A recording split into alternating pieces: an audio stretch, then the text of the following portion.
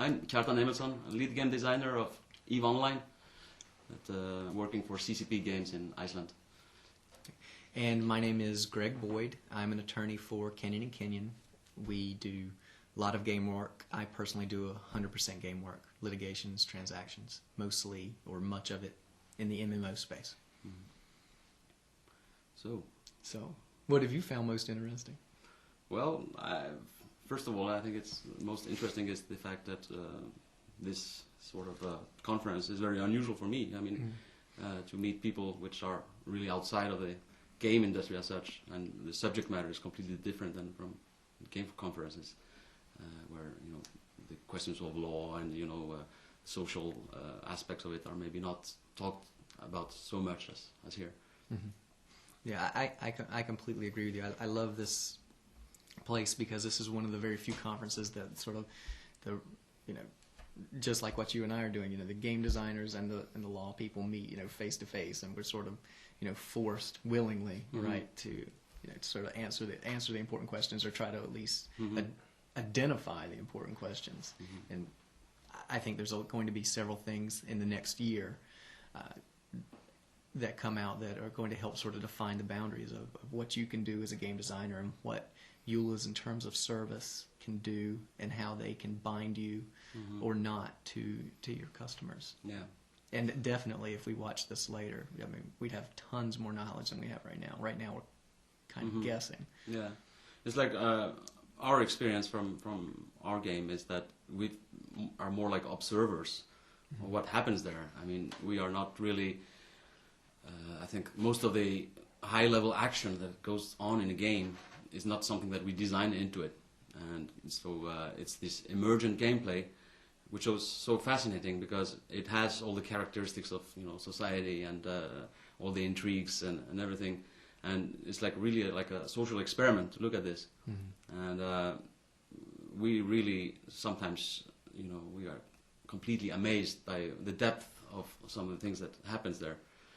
And but maybe, like I said, being a game developer, I'm really just looking at this and not how it relates to the outer world, so to speak.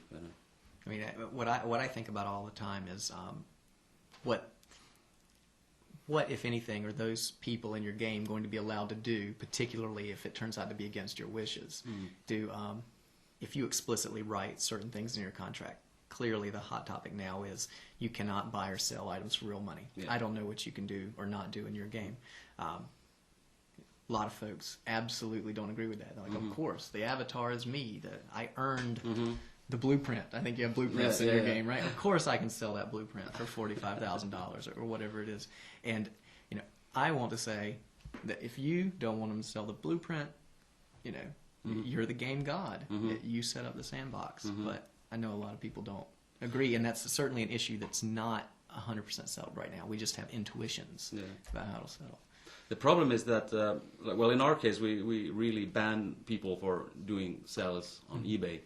But first of all, the problem is that it's very difficult to track some of these transactions. Right. We do some, like sometimes we put ourselves like in the role of the IRS in the game, so we sort of look at transaction logs from people and try to see a pattern, because many of these guys are very good at hiding the pattern, and but sometimes we spot them and then we sort of ban them. But I think it's like trying to empty water with a fork. It's like right. Always when you ban someone, he will come back very quickly. So, are you of the opinion that that this kind of activity harms your game? I mean, you're banning these people for a reason. There must be something about it that doesn't work for you as a designer.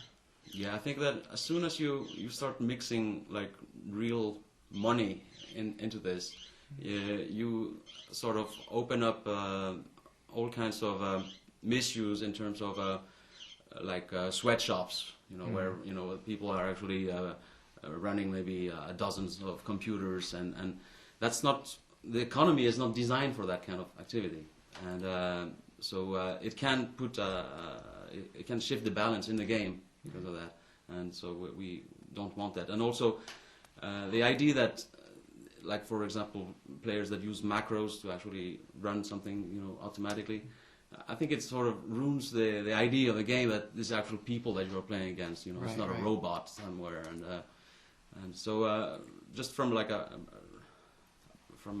principle point of view, we don't like that that people are doing this.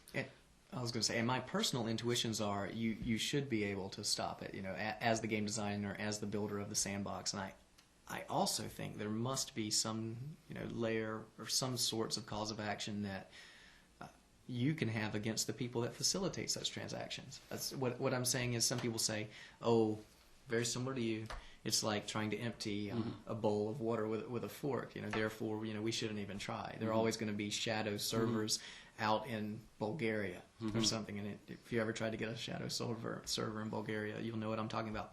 But that's doing these trades. But there are some things that are happening against your wishes that are probably a little more above board than others, and there are some particular, perhaps, corporate entities that are even facilitating things, all manner of things that you might not like. And you know, at least in the United States, you know, my intuitions are you probably should be able to stop that, even though it's untested at this point. And I have not even the first idea about Iceland and about you running a game from Iceland in America. You were saying half your subscribers are in America. It's just going to open up an amazing... And the servers in London, so it's like a... That's right. There's levels of complexity, and of course, you know, we'll just take item trade because that's what everybody always talks about. If you're an item trade, maybe the headquarters is in Florida and the customer service is in Hong Kong, and all the money is where nobody's telling us, right? So, yeah, it's going to be a fascinating issue, and clearly don't know how it's going to be resolved, but clearly it's got to be resolved in the next 5, 10, 15 years. Yeah. But in our case, in the end, the most important thing in our case is the relationship to our customers, obviously, because that's what our revenues are. So obviously, if something is happening which is hurting them in a significant manner, then we will need to try to address that. But in our case, it's maybe we're slightly our customers are maybe less susceptible to this because we are a game where player versus player game play is allowed, and this has I think most massively multiplayer games have avoided that since Ultima Online, because that's right, in the free for all. It kind of they had found it difficult to hold on to the subscribers because they were like players that griefed other players so much that, you know, subscribers just left.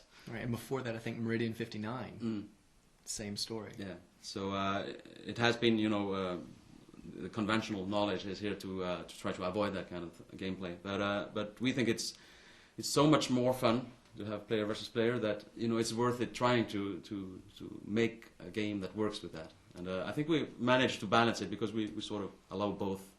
Right. And I think, but still the players that come into a game, they know that, you know, in certain circumstances they are bound to meet other players that will try to hurt them in some way. So can you kill a player if you're high level and they're very low level? Well, a low level can also kill a high level. I mean, yeah, anything can happen, really. I mean, have you seen anything or heard anything in the past few days that it's going to cause you to change something you do when you go back? No. Well, there's one thing is this legislation in China. I think that they are like looking at putting limits on player versus player there. Oh, really? Yeah. I thought it was mainly just in the time spent. Is it it's literally also in PvP? Also for PvP. That's a different legislation, actually. And so it may prevent you from launching, or maybe let you launch an emasculated version, if that's... Yeah, you might have to change the rules a little bit, you know, exactly how much loss occurs when you die or something like that. And that's always something that you can tune for a specific market, but that's an example where legislation actually might affect the game design. That's one of my favorite things about, you learn about all of these things that are happening in foreign countries here, because legal academics are particularly attuned to it, and then you can try to sort of prognosticate or forecast how to play out in the United States. But at the end of the day, when a client comes to you and says, you know, what do you think about ABC? And you can only answer, you know, existing case law. You know, it's not your job to play law professor and sort of pretend like you know what the answer might be. Yeah. Right. There might also be like a different culture, like in US maybe it's much more a subject matter, you know, the legal aspects of it. And for example, in Europe, I don't think that there's so much concern about that. Do you even have a lawyer? I'm sure the company has a lawyer. Yes. I'm just joking with you. But you know, you see many games which are like politically incorrect coming from Europe, maybe like Grand Theft Auto and you know games like Grand Theft Auto came from Europe? Isn't it? I thought it was Take-Two Interactive. I thought it was right here in New York City. The developers, are they from here? I think it's Take-Two. Okay, well, that's factual. We could look that up. Yeah, that's maybe okay. I'm confusing. But there's plenty of other things. Yeah, there was a famous like JFK assassination game. That was game European. from Scotland, I think. I remember that. Kind of borderline. Right. I don't know if that would have ever been developed in the U.S.